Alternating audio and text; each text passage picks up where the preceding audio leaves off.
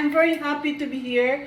I am home in my hometown in the Philippines, and it's been maybe a few weeks that I wasn't kind of very active in giving you some updates about what's going on in my vacation. So probably some of you have watched or see pictures or videos of me doing a workshop all over Philippines. So far, binibigyan ko kayo ng update. I've done Laguna Breastfeeding Congress. It was a very successful event thanks to the staff of the Rural Health Unit of Pagsanjan and other staff. Marami, Diyos ko, marami talagang, it took a big team, a combination of teams to have a very successful breastfeeding congress.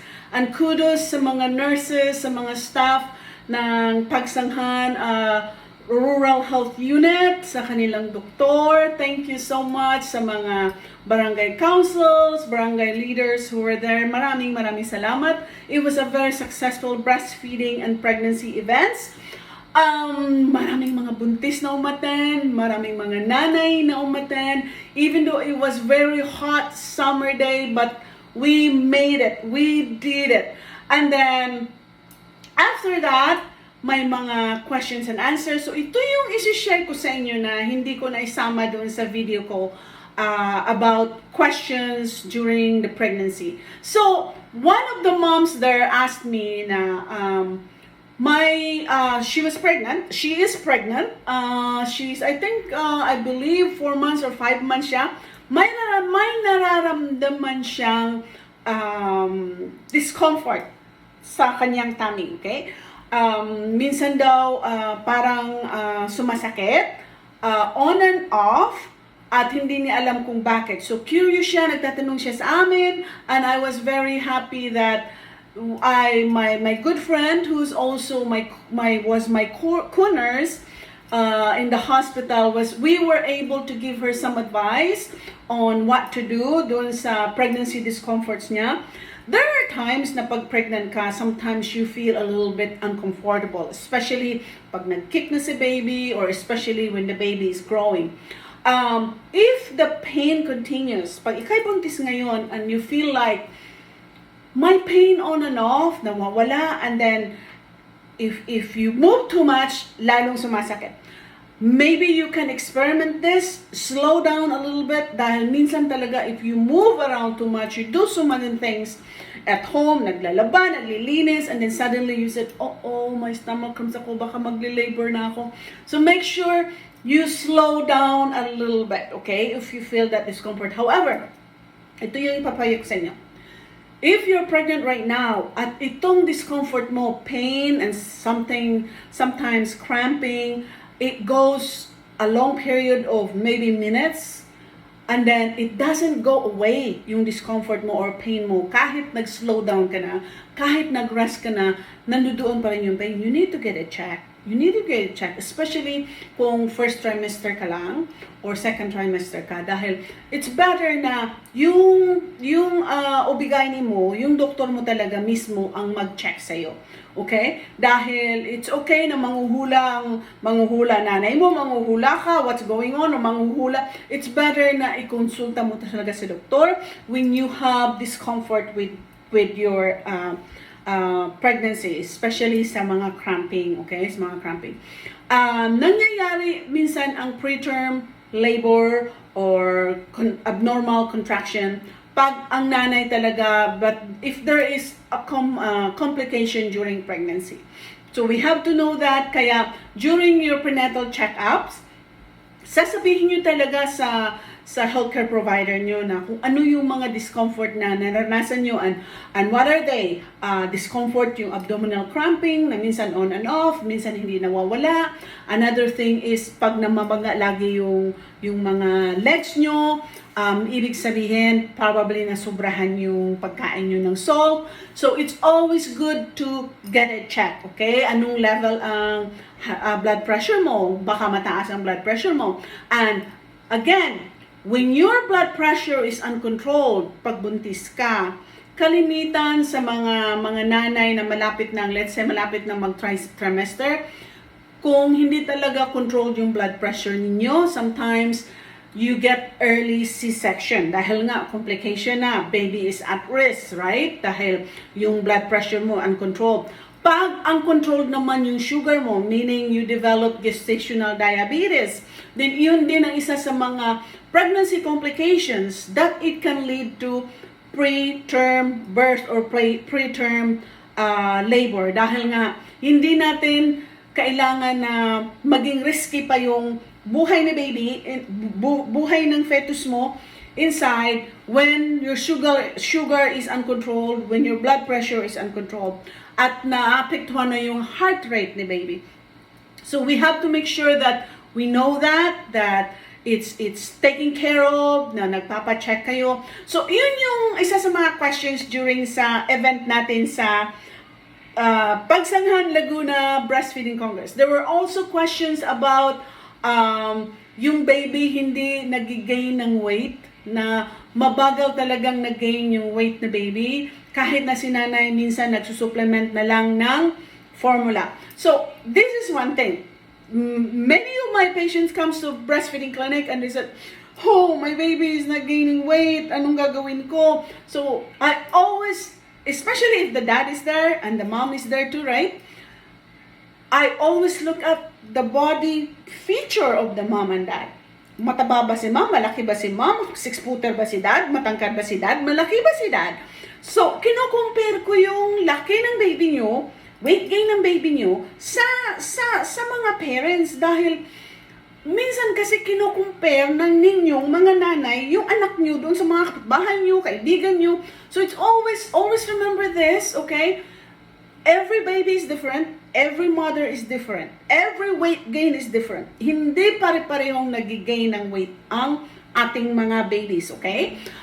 There are babies who are really slow weight gainers. There are some babies who are really fast weight gainers. So, kung hindi talaga nag-gain ng weight si baby, after, normally, ang baby, ulitin ko ulit ha, bumababa talaga ang weight ni baby 2 weeks after birth. Normally, mga 12 days yan, sinasabi namin. Na minsan bumababa ng about maybe 10%, maybe 15%, depende, ano? Because the baby has extra fluid nung nilabas sa womb. So, yung fluid na yun, unti-unti yun, araw-araw yung nagda-dry out, na-excrete sa baby, umiihi si baby, tumatay si baby. So, bumababa yung weight ni baby. But after about 2 weeks, umpisa na yung nag-gain ng weight si baby. Now, here's the question. Ito, my situation, in my experience, na si mom na worry dahil the pediatrician put pressure on this on some mothers na they demanded, okay, kailangan namin may 20 grams of weight every day. Kailangan namin may 30 grams of weight every day. You know what? In my experience as a lactation consultant, when I have a baby in our clinic who is really high risk for dropping so much weight, minimonitor namin yan, okay? Sometimes it's not every day. It's hard for mom to come to your clinic every day just to weigh the baby. So, minsan binibigyan namin, okay, every 3 days, mag-report ka, titimbangin natin si baby. Binibigyan namin ng minimum weight gain na iisipin ng mom, oh, ganun pa lang, kailangan na mag-gain si baby. Either the baby will gain about maybe 12 grams per day, tanggap na namin yun. Lalo na pag talagang maliliit yung mga parents at maliit si baby. Pero pag sinabi ng pediatrician na sasabihin na, kailangan namin ng 20 grams every day or 30 grams every day, napaka-stressful, to be honest, as a lactation consultant. Napaka-stressful po yung weight gain na yan na pinipressure ng ibang mga pediatrician sa mga moms who are really trying hard to exclusively breastfeed or kahit na nagsusupplement. Okay? Again, iba't iba ang healthcare provider. May mga healthcare provider na minsan humihingi lang ng 12 grams per day weight gain, or may mga iba na humihingi ng 20 or 30. Kami, sa aming health unit, ang hinihingi lang talaga namin minimum of 10 to 12 grams Happy na kami pag nakapag-report si nanay na sasabihin 20 grams yung weight gain ng baby. Daily or every 3 days, tinitimbang namin yan. So, binibigyan din namin ng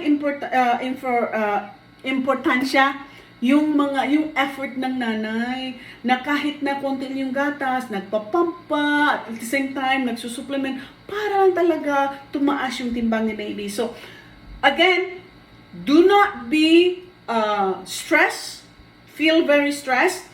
Kung may mga healthcare provider kayo na minsan talaga pinupush nila yung 30 grams or 20 grams per day per weight gain, dahil kalimitan sa mga nanay nagsi-struggle talaga sila to get that 30 grams or 20 grams. So, if you have 12 or 15 grams, tanggap ko na yan. Kung ako ang healthcare provider nyo, kung ako yung lactation consultant nyo, when you go to our clinic at tinitimbang ko yun, okay na yun, accepted ko na yun. Ang gagawin ko sa inyo, continue frequent feeding, make sure that minomonitoring yung poops and pees ng baby para alam nyo talaga. Let's say, baby is 6 days, maybe baby is have 4 or 5, 6 poops per day or pees. So, don't be feeling so stressed kung hindi nyo na-achieve yung mga nababasa nyo sa books, nababasa nyo sa internet, dahil minsan talaga, yung minsan nababasa nyo sa internet ay hindi din totoo, hindi din research-based information. So be very careful of what information you are dealing with, you're reading or you're sharing, dahil minsan nakaka-stress sa mga nanay na kulang sa kaalaman at kulang pa sa support. So that's why I'm here. That's why I'm doing these videos in my YouTube channel, dahil kailangan talaga nating we need to learn the right thing for your baby, for yourself, para hindi ka ma-stress, okay? So, thank you for watching.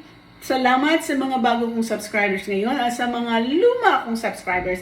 I know that you're still there following me. Thank you so much. I'll have more videos to come dahil marami pa akong breastfeeding, mental health, events, lahat, kahit anong topic until September habang nandito pa ako sa Philippines. So, stick around. More videos to come.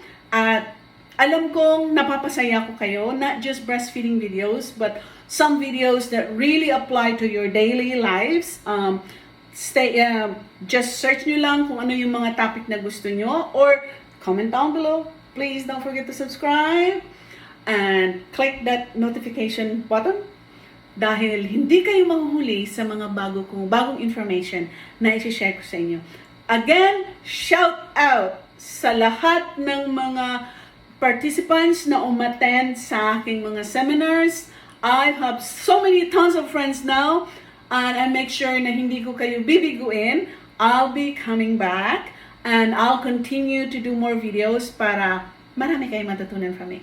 Thanks for watching. Bye for now.